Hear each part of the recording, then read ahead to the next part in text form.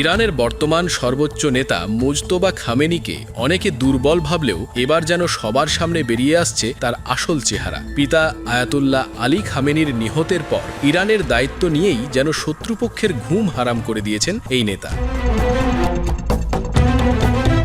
সম্প্রতি মার্কিন president Donald Trump দাবি করেছিলেন ইরানের ব্যালিস্টিক মিসাইল ক্ষমতা 90% ধ্বংস হয়ে গেছে, আর এই দাবির দাঁত ভাঙা জবাব দিতেই মুজতবা খামেনির নির্দেশে তাদের মিসাইল ভান্ডারের দ্বিতীয় ধাপের শক্তিশালী প্রায় 50টির মতো ক্লাস্টার ওয়ারহেড সংযুক্ত ইমাদ ব্যালিস্টিক মিসাইল ইসরায়েলকে লক্ষ্য করে ছুড়ে দেয়।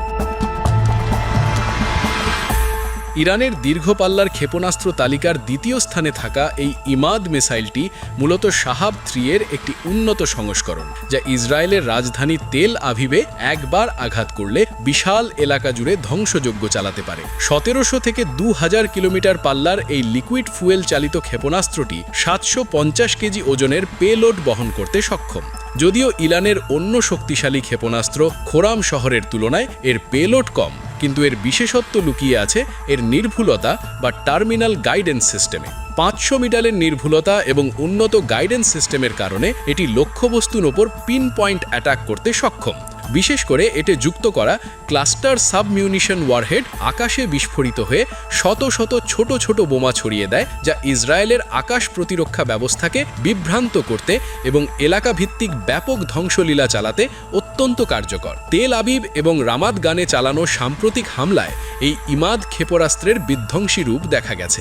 রামাত গানে একটি আবাসিক ভবনে আঘাতের ফলে প্রবীণ দম্পতি নিহত হওয়ার পাশাপাশি তেল আবিবের স্যাভিডর সেন্ট্রাল রেলওয়ে স্টেশন ও বেন গুরিয়ান বিমানবন্দরেও ব্যাপক ক্ষয়ক্ষতির খবর পাওয়া গেছে।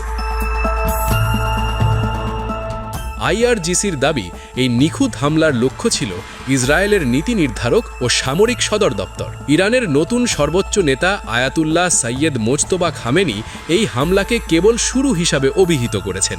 আলী লারিজানি হত্যাকাণ্ডের প্রতিশোধ নিতে তিনি যে কঠোর অবস্থানের কথা বলেছিলেন, এই ক্ষেপণাস্ত্র হামলা তারই বাস্তবায়ন। মুজতবা খামেনির স্পষ্ট হুঙ্কার, প্রতিটি শহীদের রক্তের ফোঁটা ইরানকে আরও শক্তিশালী করবে এবং শত্রুদের শীঘ্রই এর চূড়ান্ত মূল্য দিতে হবে।